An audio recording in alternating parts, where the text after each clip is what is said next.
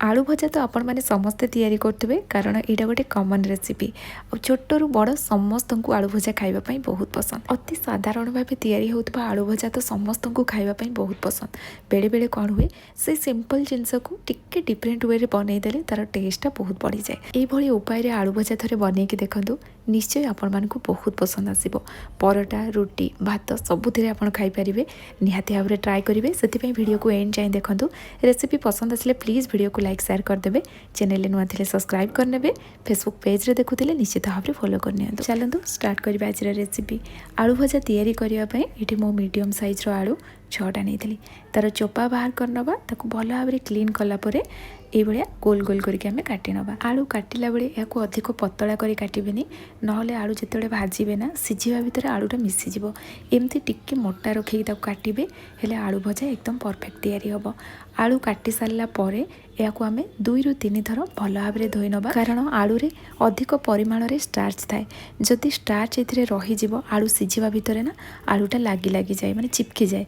जदि ताको भल भाव में आम क्लीन करदबा आलू गोटी गोटी होगी रहिबो। तो ये मु 2 ରୁ 3 थर ताको भल भाव में धोई नेली। आठी देखिपे आलू पूरा क्लीन हो जाइए। एबे कौन करबा या आम गोटे स्ट्रेनर रे छाणीदबा जहाँ भी एक्सेस पानीटा थी बाहरी जीव। आलू रेडी हो गला।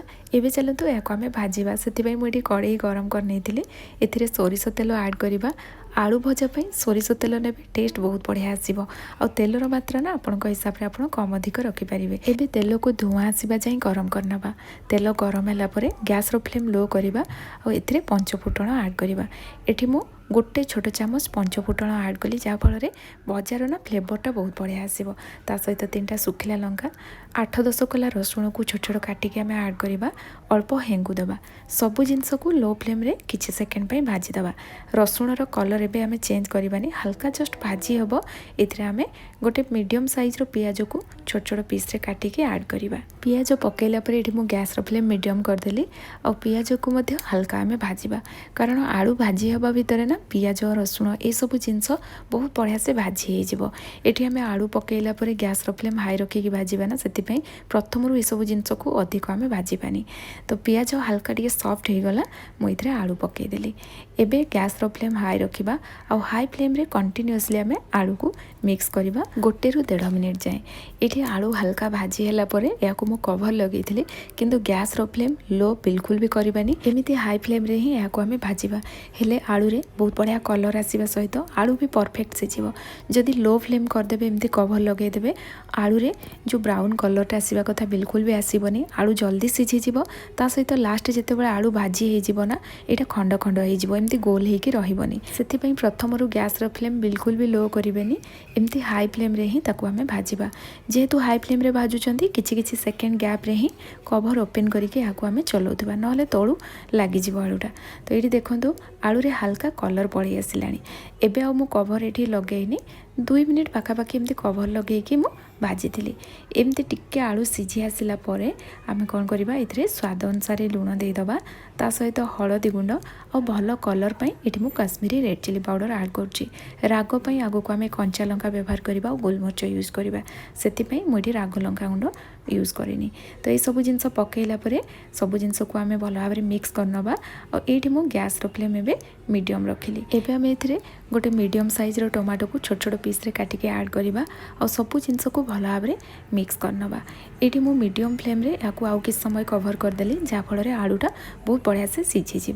एबे चलतु या गोटे आम मसला तैयारी करवा। से ये अल्प गोलमरिच नहीं गली 1/2 छोट चामच गोटा धनिया 1/2 छोट चामच पान मधुरी और गोटे छोट चामच जीरा नहीं जावा। ता छड़ा ये गोटे टेबल स्पून भजा बादाम नेली।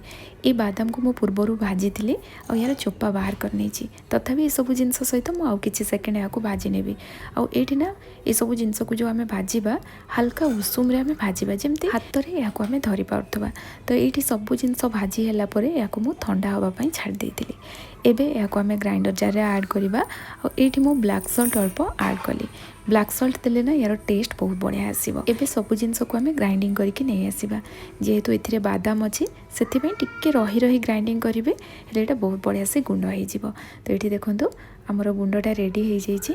आ प्रथम जो आम लुण देइछंती ना नॉर्मल लुणटा टिके कम देइथिबे कारण ए टाइम रे आम ब्लैक सल्ट ऐड करछंती आ एई लुण पकेइले यार टेस्ट बहुत बढ़िया आसे सेति प्रथम अल्प लुण पकेइथिबे। एपटे देखंतु आमर भजा रेडी हो गलानी। आलू ये देखंतु सिझी गलानी एटा एक्सेस बिल्कुल भी सिझिनी पूरा परफेक्ट सिझी। एई भली आलू सिझी गला परे एथिरे आम कंचा लंका को छोट छोट काटिके ऐड करवा। पुओ राग खाइनी बोली कंचा लंका को ना टिके बड़ करिके मु काटिची नले याको पूरा छोट छोट करिके काटिके पकेबे जाफल रागटा बहुत बढ़िया से आसीबो। ता सहित अल्प चिली फ्लेक्स मध्य ऐड कली। जदि चिली फ्लेक्स नबा पई चाहुनाहांती जेतेबेले आमे मसलाटा तैयारी कले माने मसला को भाजिले से समय रे सुखिला लंका गोटे भाजी नेबे। तो एबे आमे से जो मसलाटा तैयारी करथिले ताको पकेबा और सब जिंस को भल भाबरे मिक्स करनबा।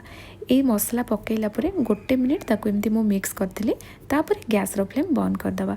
आ एठी मु धनिया पत्र मध्य पकेइथिली। मसला को आलू रे आमे बहुत बढ़िया से मिक्स करबा। और एठी देखि पारथिबे आलू भजा बहुत बढ़िया से रेडी हो जाइए। आलू एक्सेस बिल्कुल भी सिझिनी एकदम परफेक्ट सिझी। आ एटा जति कि सुंदर देखा होची ना ताटू अधिक खाइबा पई टेस्ट थिला। आपण माने तो आलू भजा तैयारी करथुबे थरे एई भली उपाय रे बनांतु देखिबे आपण मानको ए रेसिपी निश्चय बहुत पसंद आसीबो। आजिर रेसिपी आपण मानको केमती लागिला मते निश्चय कमेंट सेक्शन रे जणाइबे। जदि रेसिपी पसंद आस्तिबो प्लीज वीडियो को लाइक करके जिबे। पुणी आसीबी नुआ रेसिपी नेकी सेति पर्यंत रहुची। धन्यवाद।